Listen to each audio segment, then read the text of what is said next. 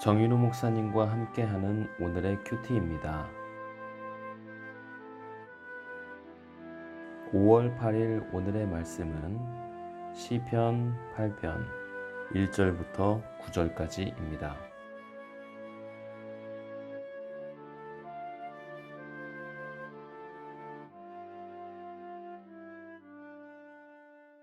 여호와 우리 주여, 주의 이름이 온 땅에 어찌 그리 아름다운지요. 주의 영광이 하늘을 덮었나이다.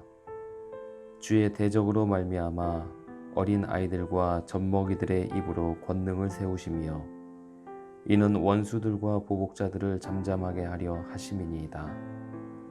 주의 손가락으로 만드신 주의 하늘과 주께서 베풀어 두신 달과 별들을 내가 보오니 사람이 무엇이기에 주께서 그를 생각하시며 인자가 무엇이기에 주께서 그를 돌보시나이까.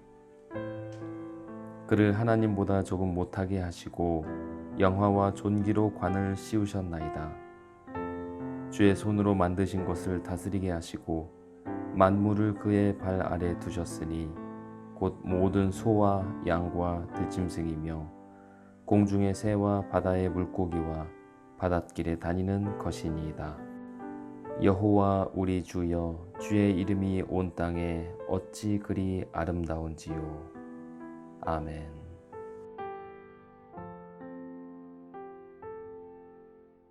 오늘 말씀의 제목은 하나님의 영광이 머무는 자리입니다. 이 시편은 하나님께 올려드리는 찬양의 시입니다. 시인은 하나님의 영광을 노래합니다. 시작과 끝 부분에 마치 후렴처럼 동일한 말이 반복되었습니다. 1절입니다. 여호와 우리 주여, 주의 이름이 온 땅에 어찌 그리 아름다운지요. 주의 영광이 하늘을 덮었나이다. 8절입니다. 여호와 우리 주여, 주의 이름이 온 땅에 어찌 그리 아름다운지요. 주님의 이름이 아름답다고 노래하고 있습니다. 이 아름답다는 말을 NIV 성경에서는 majestic이라고 번역했습니다. majestic이라는 단어는 라틴어 마이에스타스에서 온 단어입니다. 그 속에는 위대함 혹은 위엄이라는 뜻이 들어 있습니다. 오늘 시편을 통해 우리는 그 하나님의 위대함과 영광이 어떻게 나타났는지, 그 영광이 머무는 자리가 어디인지를 생각해 보아야 합니다. 하나님의 영광이 머무는 곳은 첫째로 어린 아이들의 입술입니다. 2절 말씀에 이렇게 기록하고 있습니다. 주의 대적으로 말미암아 어린 아이들과 젖먹이들의 입으로 권능을 세우시며 이는 원수들과 보복자들을 잠잠하게 하려 하심이니이다. 하나님은 세상의 군주들처럼 위대한 자들이나 용사들을 의지하지 않으십니다.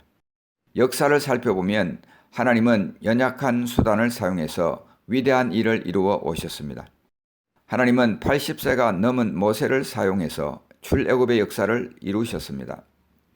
하나님은 의심 많고 두려워하던 기드온을 사용하여 미디안 군대로부터 이스라엘을 구원해 내셨습니다. 또 갈릴리 어부들, 세리 등 연약한 제자들을 사용해서 세계 복음화를 이루셨습니다. 하나님은 불신자들의 혼화를 잠재우십니다. 예수님은 서기관들과 바리새인들을 책망할 때에 바로 이 구절을 사용하셨습니다. 마태복음 21장 16절입니다. 예수께서 말하되 그들이 하는 말을 듣느냐? 예수께서 이르시되 그렇다.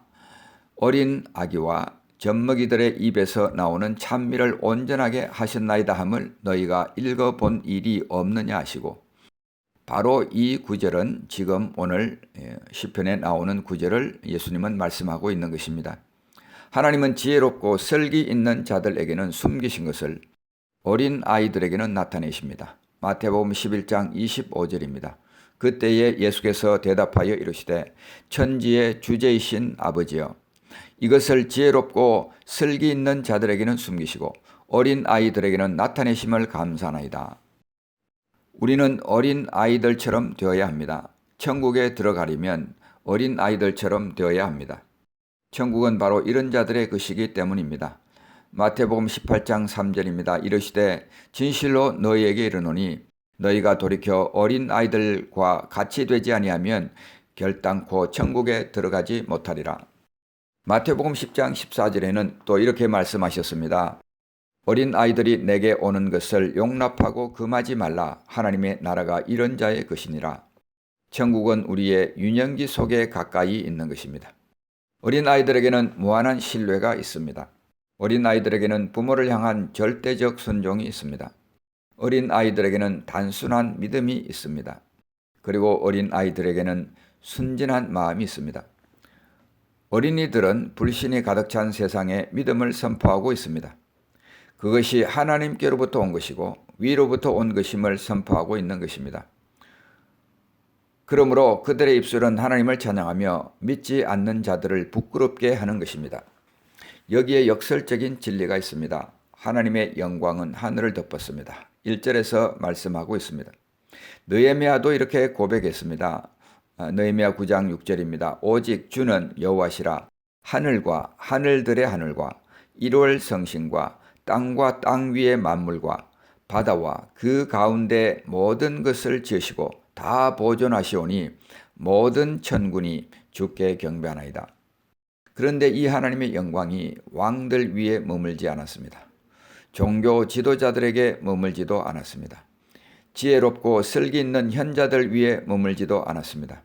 그 대신에 사람들의 보기에 작고 연약하고 무시당하기 일수인 어린 아이들의 입술에 머물렀다는 사실입니다. 성도 여러분, 자신들에게 질문해 보십시오. 하나님은 이 땅의 위대함을 찾지 않으시고 순전함을 찾고 있습니다. 지금 내가 추구하고 있는 것은 위대함인가 순전함인가? 우리의 연약함은 하나님의 영광이 나타나는 자리입니다. 나의 연약함이 하나님의 영광을 볼 수 있는 기회인 것을 믿고 있는가? 나사로의 죽음은 하나님의 영광을 볼 수 있는 기회였습니다. 나인성 과부의 아들의 죽음은 하나님의 영광을 볼 수 있는 기회였습니다. 나면서부터 소경으로 태어난 것은 하나님의 영광을 볼 수 있는 기회였던 것입니다. 크게 두 번째로 하나님의 영광은 인간 위에 머물고 있습니다. 하나님은 인간에게 특별한 관심을 기울이셨습니다. 3절부터 5절 사이입니다. 주의 손가락으로 만드신 주의 하늘과 주께서 베풀어 두신 달과 별들을 내가 보오니 사람이 무엇이기에 주께서 그를 생각하시며 인자가 무엇이기에 주께서 그를 돌보시나이까. 그를 하나님보다 조금 못하게 하시고 영화와 존귀로 관을 씌우셨나이다. 하늘의 달과 별들을 바라보면 하나님의 위대하심과 영광을 떠올리게 됩니다. 그 광대함은 보는 자로 하여금 전율을 일으키게 합니다. 그런데 천체는 지능을 가지고 있지 않습니다. 반면에 하나님은 인간에게 분별력과 이성을 주셨습니다. 인간은 하나님의 특별한 관심의 대상인 것입니다. 그런데 인간보다 더 하나님을 거슬리는 교만한 존재가 없다는 것이 문제입니다. 피조물의 세계는 하나님의 법에 순종합니다. 그러나 유독 하나님의 형상대로 지음을 받은 인간은 하나님을 거슬려 왔습니다. 선지자들의 경고를 무시했습니다. 지진과 기근과 칼로 징계를 받고도 고집스럽게 우상 숭배를 그치지 않았습니다. 인간은 썩어지지 아니하는 하나님의 영광을 썩어질 사람과 금수와 버러지 형상의 우상으로 바꾸었습니다. 그래서 존 켈빈은 이렇게 말했습니다. 하나님의 생각이 인간 위에 머물고 하나님께서 인간을 끊임없이 기억하신다는 것은 놀라운 일이다. 사람이 무엇인가? 이 질문에 대해서 이사야 선지자는 이렇게 답합니다. 모든 육체는 풀이요 그의 모든 아름다움은 들의 꽃과 같으니 풀은 마르고 꽃이 시들면 여호와의 기운이 그 위에 불미라. 이 백성은 실로 풀이로다. 사람이 무엇인가? 이 질문에 대해서 다윗은 이렇게 대답합니다. 시편 62편 9절입니다. 아 슬프도다. 사람은 입김이며 인생도 속임수이니 저울에 달면 그들은 입김보다 가벼우리로다. 다른 번역에서는 이렇게 말합니다. 사람은 신분이 천하건 귀하건 다 무익하고 한 번의 입김에 불과하니 저울에 달면 아무것도 아니요 입김보다도 더 가볍다라고 했습니다. 인생은 거짓되다. 실체가 너무 미미하다는 말입니다. 여기에 역설적인 진리가 발견됩니다. 하늘이 하나님의 영광을 선포하고 궁창이 그 손으로 하신 일을 나타내고 있습니다. 하나님의 광대하심은 측량할 수 없습니다. 하나님의 지혜와 위대하심은 다함이 없습니다. 그런 하나님의 영광이 연약한 사람 위에 머문다는 것입니다. 인간의 죄성은 하나님의 본성의 적입니다. 인간의 죄는 하나님을 하늘의 보좌에서 밀어내었습니다.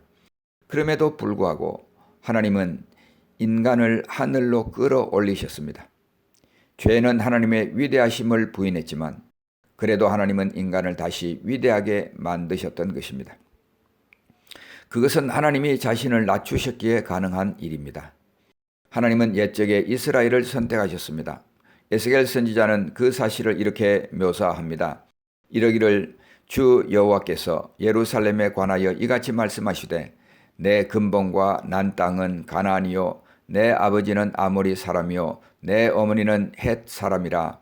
내가 난 것을 말하건대 내가 날 때에 내 배꼽줄을 자르지 아니하였고 너를 물로 씻어 정결하게 하지 아니하였고 내게 소금을 뿌리지 아니하였고 너를 강보로 싸지도 아니하였나니 아무도 너를 돌보아 이 중에 한 가지라도 내게 행하여 너를 불쌍히 여긴 자가 없었으므로 내가 나던 날에 내 몸이 천하게 여겨져 내가 들에 버려졌느니라.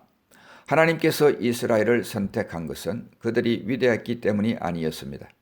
그것은 전적으로 하나님의 자비 때문이었습니다. 아무도 그들을 불쌍히 여긴 자가 없었기 때문이었습니다. 그런데 하나님이 자신을 낮추어서 그들을 선택하셨습니다. 하나님이 그들을 선택함으로 이스라엘은 특별한 민족이 되었습니다. 이와 같이 예수님은 우리를 선택하셨습니다. 우리에게 아름다운 것이나 자격이 있어서가 아니었습니다. 그가 온 것은 잃어버린 자를 찾아 구원하려 함이었습니다. 우리는 탕자처럼 잃어버려진 자들이었습니다. 우리는 다 양 같아서 각기 제 길로 갔었습니다. 예수님은 우리 죄를 담당하기 위해 자신을 낮추셨습니다. 예수님의 극단적 낮아지심은 우리에게 무한한 높아짐을 가지고 왔습니다. 우리가 하나님의 권속이 되는 은혜를 가져온 것입니다. 하나님이 우리를 생각하신다는 것은 그분의 낮아지심을 말합니다. 하나님이 우리를 생각하신다는 것은 그분의 사랑과 희생을 말합니다. 그리고 하나님이 우리를 생각하신다는 것은 그분의 책임성을 말하는 것입니다. 사랑하는 성도 여러분, 극단적 낮아지심을 통해서 우리에게 무한한 높아짐을 주신 하나님, 우리 위에 머무는 그 영광을 기억하면서 그 영광에 부끄럽지 않는 삶을 살아가시기를 우리 주님의 이름으로 축복합니다. 기도하겠습니다. 하나님 아버지, 오늘 우리가 하나님의 영광이 머무는 자리가 어디인지를 함께 생각했습니다. 하나님의 영광은 역설적으로 어린 아이들의 입술에 머문다고 하였습니다. 그리고 그 하나님의 영광은 역설적으로 우리 연약한 인간, 죄 많은 인간, 하나님을 반역하는 인간 위에 머문다고 하셨습니다. 하나님 아버지, 이 영광을 우리 위에 머물게 하신 아버지 하나님, 날마다 하나님의 영광을 볼 수 있게 하여 주옵소서. 우리가 하나님 아버지 연약함이 아니라 장대함으로 나아가게 하시고, 부패가 아니라 탁월함으로 나아가게 하시고, 비천함이 아니라 위대함으로 나아갈 수 있도록 은총을 베풀어 주시옵소서. 예수님의 이름으로 간절히 기도하옵나이다. 아멘.